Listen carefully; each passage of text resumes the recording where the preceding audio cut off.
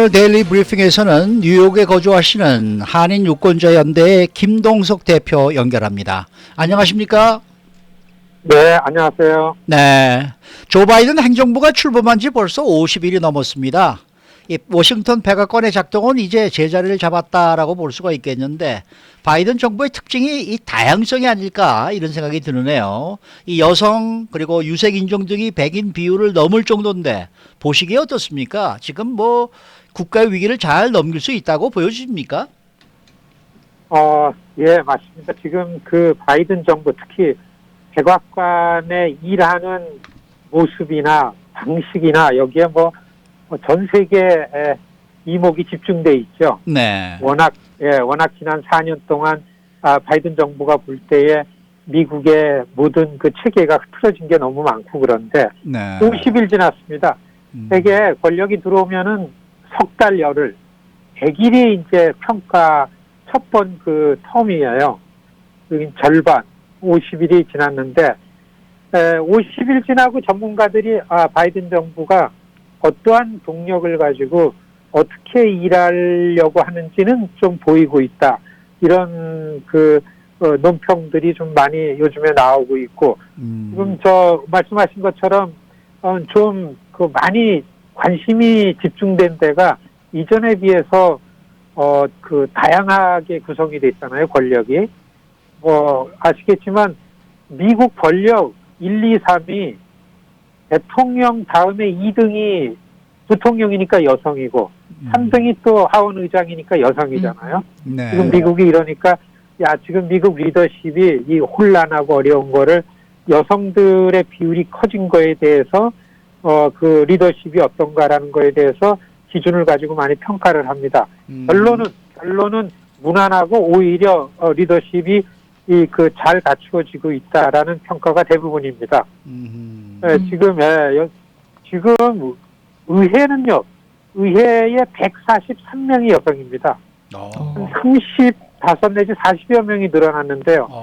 하원은 120여 명이 여성이고 상원은 25명이 여성인데 이렇게 의회에도 여성이 많이 가 있기 때문에 아주 극단적인 아주 정파적이 심한 의회지만 여성들이 비교적 좀 많기 때문에 그래도 좀 잘 안정되게 국가 사안을 가지고 논의를 하고 있다 이런 평가가 납니다. 아시겠지만 지난 월요일 3월 8일이 세계 여성의 날입니다. 그렇죠. 그래서 이제 관심이 이 대개가 다 이렇게 다양성, 특히 여성들의 그 정치권 진출이 많아진 거에 대해서 이렇게 초점이 되어지고 있는데 일단은 그 백악관이 제대로 일할 체계를 갖추는 거에 가장 중요한 핵심은 바이든 권력과 의회에서 바이든 권력의 일을 할 이 여당, 민주당의 의회에서의 민주당의 역할, 이게 긴밀하게 잘 협력이 되는가, 여기에 초점이 맞춰지는데, 일단은 백악관의 바이든 대통령이 고령이시잖아요. 네, 그래서 염려를 기동성과 그 다음에 기민함, 그리고 이거를 어떻게 돌파력, 추진력, 이런 것에 많이 우려를 했는데도 불구하고 아주 비서실장이 잘하고 있다는 평가가 높습니다. 론 클라이언이라는 그 비서실장이 자기 당의 분란을 막고 작동을 잘하도록 그거 아시죠? 트럼프 대통령은 백악관에서 트위터를 너무 많이 했잖아요. 폭풍 트윗. 그거를 순전히 내 편 만들기, 그리고 상대방의 비판하는 것만 올려가지고 자기 편 만들기로 썼는데, 지금 비서실장이 그만큼은 아니지만 트윗을 너무 많이 활용을 하는데, 모든 걸 다 중도적인 입장, 그 다음에 반대 의견을 갖고 있는 사람들 설득하기, 그리고서 그 국가의 위기를 돌파하기 위해서는 이러이러한 아젠다가 중요하니까 이거를 대중사회에 특히 미디어 언론에게 홍보하고 설득하는 데에 트럼프 대통령이 했던 만큼 트위터를 잘 활용하고 있다. 그래서 백악관의 중심은 비서실장이고 비서실장의 역할로 인해서 백악관과 언론 매체들 그리고 의회와 연결이 기민하게 잘 된다. 취임 50이 지나면서 백악관의 일하는 방식과 체계 이거는 비교적 이런 측면에서 긍정적으로 평가를 받고 있다. 워싱턴 백악관의 모습입니다. 네, 네. 자, 그러면은 잠깐 언급도 해주셨는데요.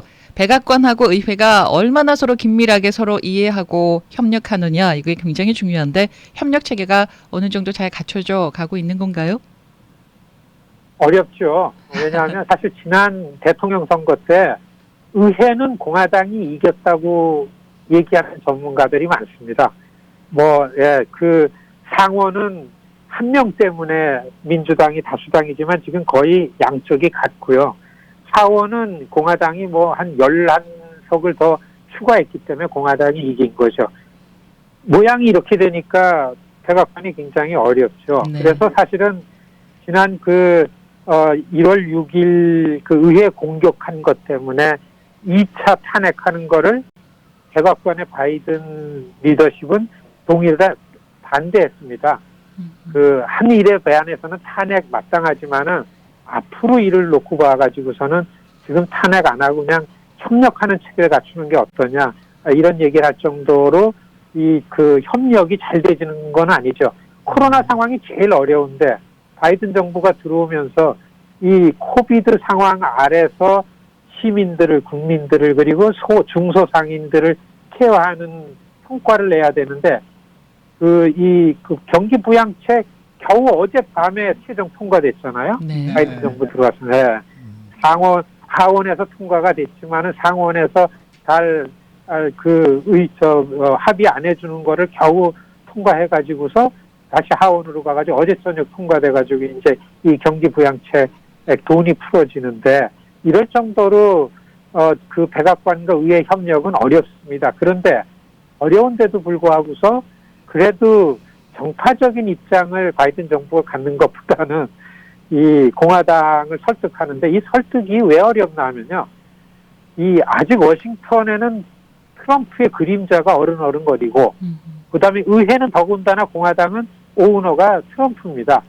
요즘에 이 내년도 중간 선거를 겨냥해서 트럼프의 보폭이 굉장히 빨라지고 있고 커지고 있습니다. 아메리카 퍼스트 팩이라는 걸 만들었는데 이게 지난 11월 선거서부터 바이든 대통령이 취임할 때까지 동안 거의 1억 5천만 불을 모금을 했어요. 이건 뭘 얘기하나 하면은 미국은 정확하게 두 개의 나라로 자꾸 갈라지고 있는 거를 보여주는 거 있죠. 선거의 결과가 그 바이든이 굉장히 많은 표를 많이 받고 대통령이 더 많이 받고 대통령이 됐다 그러지만은 트럼프도 그만큼 더 많이 받았어요. 그러니까 공화당 지역에서는 공화당 표가 더 많이 늘어났고 민주당 지역에서는 민주당 표만 더 많이 늘어났기 때문에 이 국정 운영에는 굉장히 양극화된 것 때문에 어렵죠. 이런 그 의회 내에 공화당 민주당 편제된 거를 어떻게 돌파하는 게 참 어려운데 그래도 이거에 대해서는 좀 시간이 갈수록 양당이 좀 의논하는 이런 그 기준을 잡고서 노력은 하는데 아직까지는 참 불안하게 보이는 거죠. 의회는 좀 그렇습니다. 네. 우리 김 대표님께서는 지난 2007년도에 그 연방 하원의 일본군 강제 위안부 결의안을 주도하셨던 걸로 제가 알고 있습니다. 그러시죠? 예. 벌써 13년 됐습니다. 글쎄 말이에요. 예. 그래서 이번에 지금 현재 우리 한인 사회에서 가장 핫한 뉴스가 되고 있는 이 하버드 대학의 램제 교수 이 논문에 대해서 좀 여쭤보고 싶거든요. 어떻게 보세요?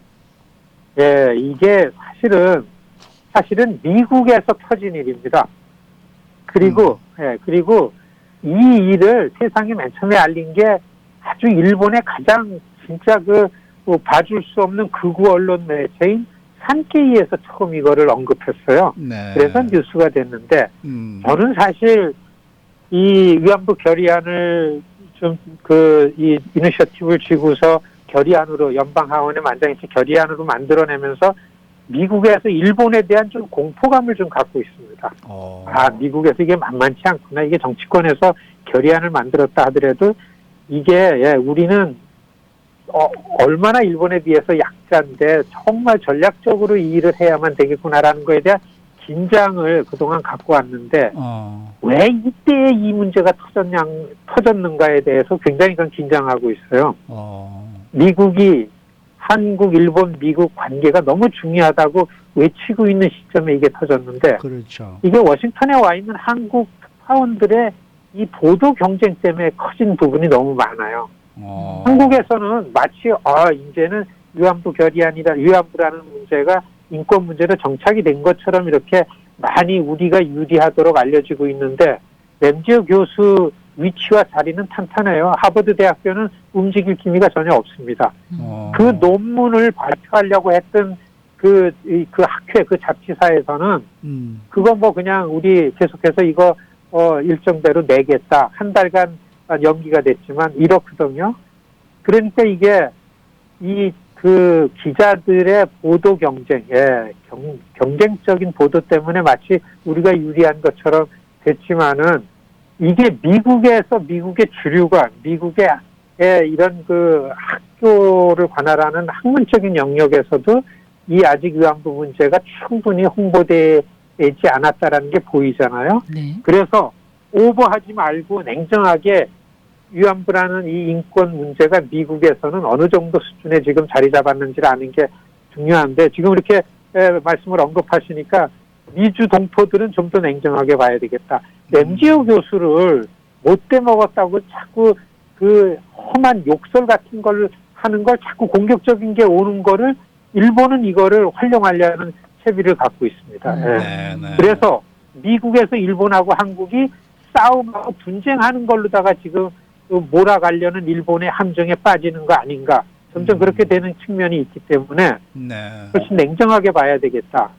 이런 말씀을 진짜 드리고 싶죠. 그나마 다행인 거는 의회에서 한국계 의원이 4분이잖아요. 그렇죠. 또 미셸 스틸박이나 영킴 의원이나 앤디나 스트릭랜드 의원이 이 문제에 갖고 있어가지고 명확하게 역사적 진실이고 여성 인권의 문제라는 입장을 가지니까 위안부 결의안 내고서도 우리 편 얘기를 하는 의원 한 명만 있어도 너무나 반가웠는데 이 4분의 한국계 의원이 뭔가라는 거를 저는 워싱턴에서 굉장히 든든하게 생각하고 있습니다. 네. 그래서 우리는 미주 동포들은 훨씬 냉정하게 그리고 좀 멀게 길게 이 이슈를 갖고 갈 필요가 있다. 일본하고 싸우는 게 아니고 우리는 일본과의 문제가 아니고 역사 속에서 여성 인권의 문제로 일어나지 않도록 우리의 책임이다라는 목소리를 내는 게 미주 동포다운 이런 대처다. 이런 말씀을 드리고 싶습니다. 네, 네. 오늘 말씀 잘 들었습니다. 네, 고맙습니다. 안녕히 계십시오. 네. 지금까지 한인 유권자연대 김동석 대표와 함께했습니다.